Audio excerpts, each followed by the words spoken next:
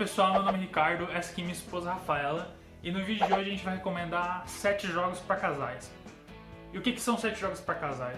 Quais características que esses jogos precisam ter para estar nessa lista aqui?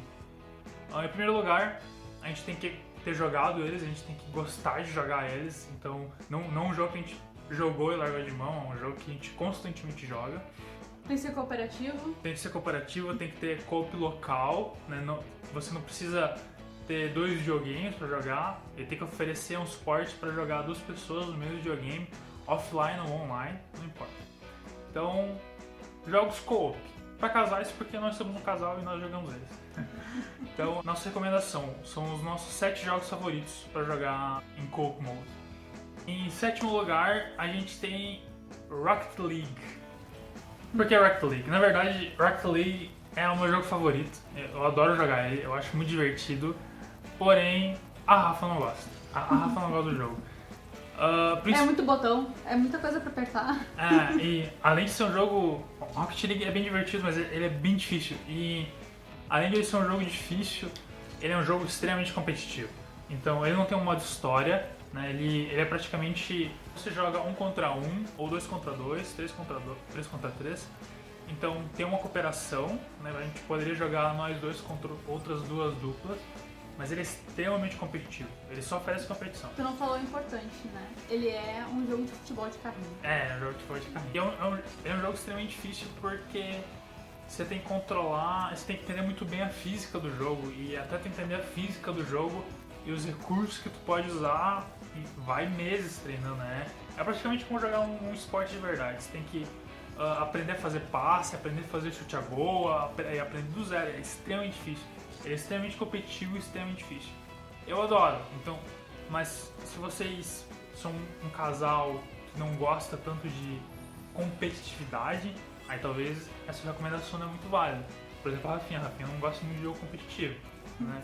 Então a Rafinha já não gosta. Mas é meu jogo favorito, então esse tipo ele tá aqui na lista. Então, ele tá em 7º lugar, mas é meu jogo favorito. Em 6º lugar, a gente escolheu Team Sonic Racing.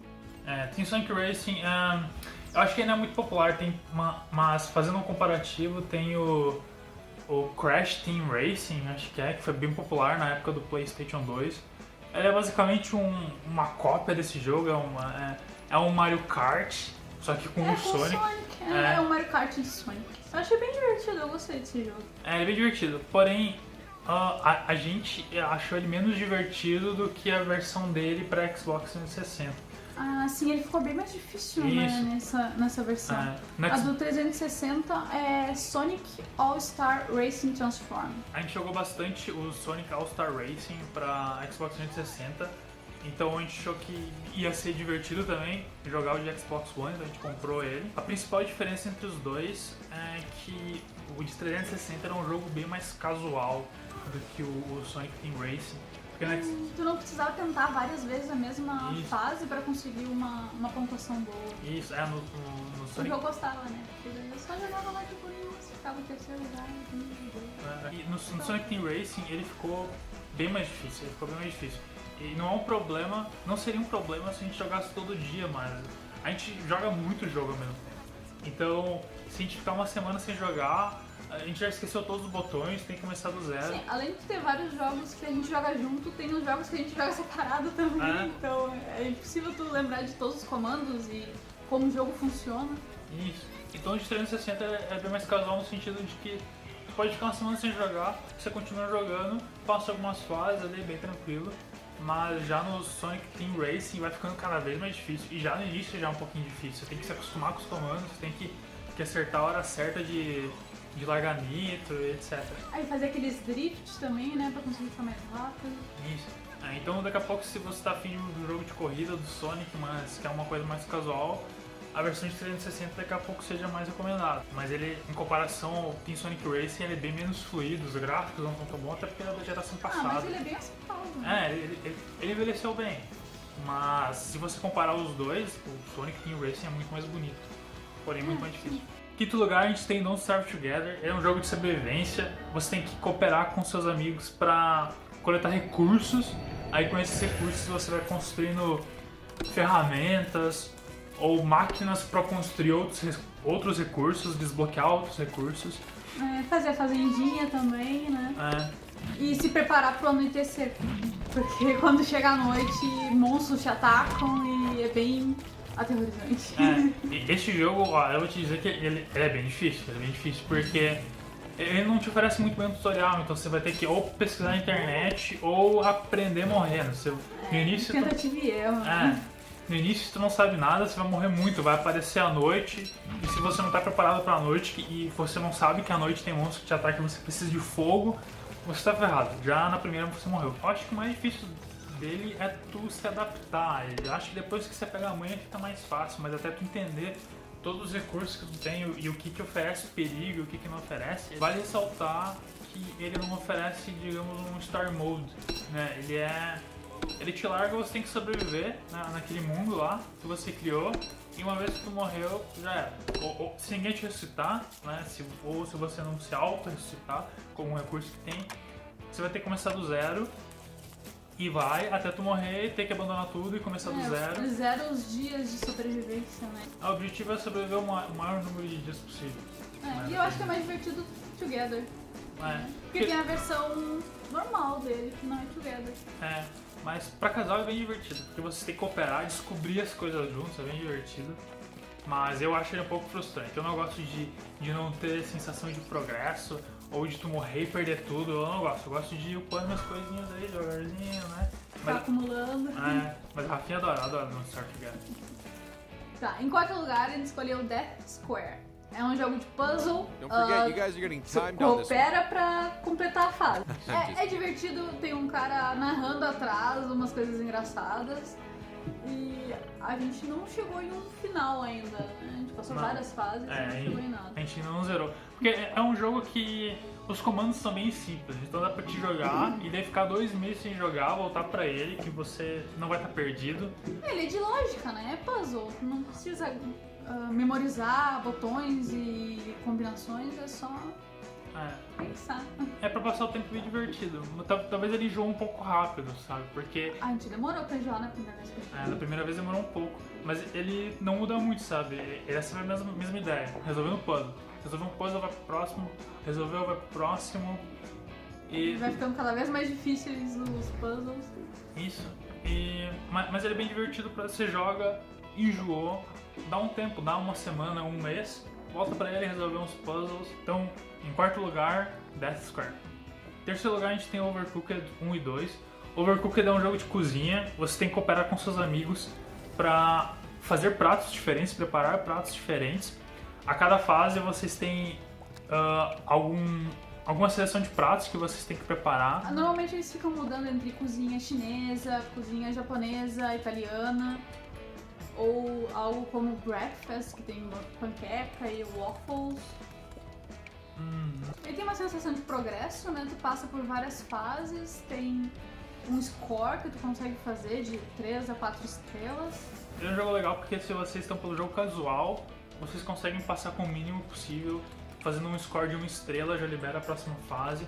Chega um ponto que você vai precisar de mais estrelas para liberar os próximos levels, então se você fez só 1 estrela em todos os levels, talvez você tenha que voltar para trás e tentar conseguir um pouco mais de estrelas. E se vocês são jogadores mais hardcore, vocês podem tentar conseguir o máximo de pontuação e ir direto para as 3 estrelas. Quando vocês conseguem todas as 3 estrelas, libera mais um level para conseguir 4 estrelas, que a gente não conseguiu, então a gente não sabe se tem 5 estrelas. A gente nem tenta 4 estrelas, a gente para no 3 mesmo. Ele vai mudando a cozinha, né? Isso. Ele dificulta a cozinha, vira uma coisa, uma bagunça, como por exemplo, tem um terremoto que divide a cozinha ao meio e ela se mexe pra cima e pra baixo. Bem, um fica de um lado, outro fica de outro. O Overcooked 1 e 2 eles são bem parecidos, então dá pra começar pelo 1 bem tranquilo, aí depois que acabar, compra o 2, que parece mais uma extensão do 1, então deixa Overcooked 1 e 2 como se fosse um jogo só, separado em 2. A jogabilidade não muda, o visual não muda quase nada. Isso. Eles trouxeram alguns pratos diferentes no 2, algumas fases um pouco mais criativas, mas ele é bem similar ao 1. Então se você jogou o 2, também não tem problema voltar atrás e jogar o 1, porque ele não tá muito velho, né? Ele não é muito antigo comparado, não vai ser estranho jogar o 1 depois de ter jogado o 2. Vale ressaltar que as DLCs, pelo menos do 2, são bem difíceis, Então, daqui a pouco, se vocês jogam só casualmente, não vale tanto a pena comprar as DLCs. Porque a gente acha até um pouco frustrante algumas DLCs. Mas no overall, o jogo é bem divertido. O jogo que é o nosso top 3, é o nosso terceiro jogo favorito para jogar de grupo. Em segundo lugar, a gente tem Diablo 3. Diablo 3 é um RPG de ação e a gente colocou ele em segundo lugar porque basicamente a gente nunca enjoou de Diablo. Apesar do Diablo ter uma campanha de certa forma curta, a empresa oferece conteúdo de temporada. Então, basicamente, se você criou um char de temporada, no final da temporada ele é resetado. Aí você tem a oportunidade de criar um char novo de temporada, fazer um modo história nessa temporada. E depois que você termina, você tem um modo de jogo que é basicamente tentar completar dungeons de níveis mais altos. Se você for completando essas dungeons, vai dropando novos itens, vai ficando mais forte para tentar uma dungeon cada vez mais alta e competir com os jogadores na temporada para ver quem consegue chegar no nível mais alto. E ele não dá um senso de ficar repetindo a mesma coisa o tempo inteiro, porque ele oferece vários modos de char. O Diablo 3 tem ao todo 6 diferentes personagens para te jogar, então dá pra começar o jogo de novo 6 vezes sem enjoar. E quando você terminou com o seu char, daqui a pouco você tá afim de jogar de novo com a primeira classe que você escolheu. Então é um bom investimento, porque você vai jogar por bastante tempo. E em primeiro lugar, a gente tem Borderlands 3 e 2. Não dá pra dizer que é o 3 e 2, né? 2 e 3, porque o 2 é bem melhor. 2 e 3, então. E por que ele tá em primeiro lugar?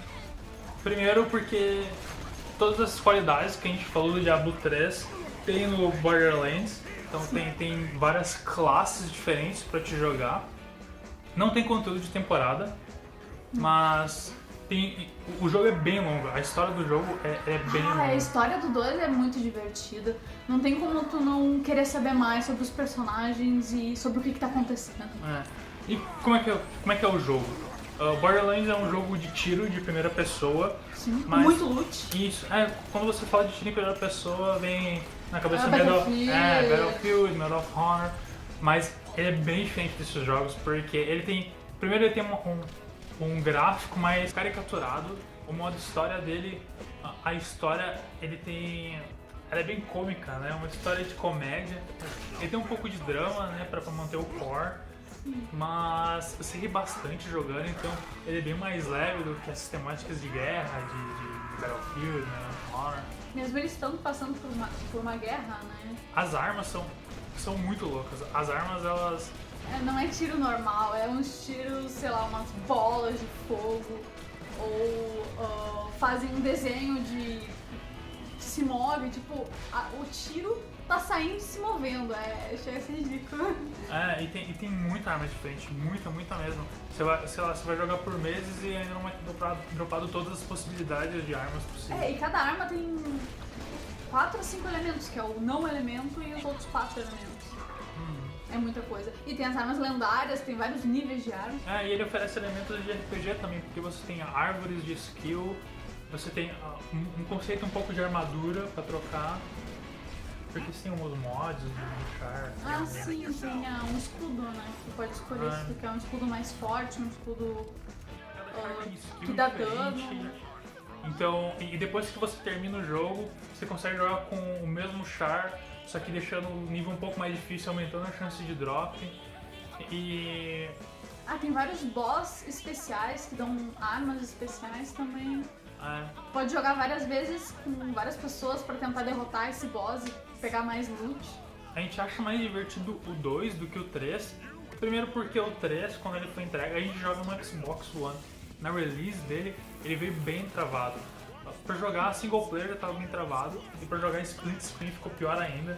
Quando um abriu o menu, travava todo o jogo do outro, tava bem complicado. E no 3 também parece que tá mais bagunçado as coisas, você vê muito brilho, muita explosão, é muito difícil você ver os inimigos pra conseguir mirar neles. Mas teve umas coisas diferentes que foi bom, como o movimento de sair derrapando quando corre, depois de correr, né? Tu corre, aperta um botão pra sair deslizando. E saber um pouco mais da história, mas a história não foi... A história do Borderlands 2 é muito mais interessante. A história do 3 ficou bem rasa. Mas é divertido conhecer mais personagens, né? Ver como as habilidades deles funcionam. Toda a saga do Borderlands vale a pena. Acaba que você vai jogar o 2, você vai ficar interessado pela história. Vale a pena você ir no 1 lá jogar de novo. Ou jogar o Persequel também. O Persequel não tá tão velho, ele tá igual ao 2. O Persequel tá ótimo. Ele é uma extensão do 2, é o Persequel. Nosso jogo favorito, Borderlands, toda a saga Borderlands. Toda a saga Borderlands. A gente fica oscilando entre jogar o 2 e o 3. A gente jogou o 2, a gente jogou várias vezes o 2, zerou com vários chars diferentes. A gente tava tão empolgado pro 3 que a gente comprou na pré-venda o 3. E a gente comprou a versão Ultimate lá, que é com todas as DLCs, Season Pass, a gente comprou a versão mais completa, porque a gente realmente gosta muito de Borderlands, a gente é muito fã da saga Borderlands. Bom galera, é isso aí que a gente tinha de recomendação de jogo pra fazer. Vale ressaltar aqui que a plataforma que a gente joga, que a gente mais joga na verdade, é no Xbox One, mas todos esses jogos que a gente recomendou aqui eles estão disponíveis também para PlayStation 4, para PC também. Sim. E alguns deles estão disponíveis para Nintendo Switch, por exemplo, Diablo eu sei que tá para Nintendo Switch, mas Borderlands acho que não tem. Mas enfim, a gente joga no Nintendo Switch também, mas o Nintendo Switch tem bastante exclusivo deles que a gente só joga no Nintendo Switch. Então se a gente for falar sobre o Nintendo Switch, acho que vale a pena dedicar um vídeo só para jogos do Nintendo Switch. Então, é isso aí. Valeu, falou! Tchau!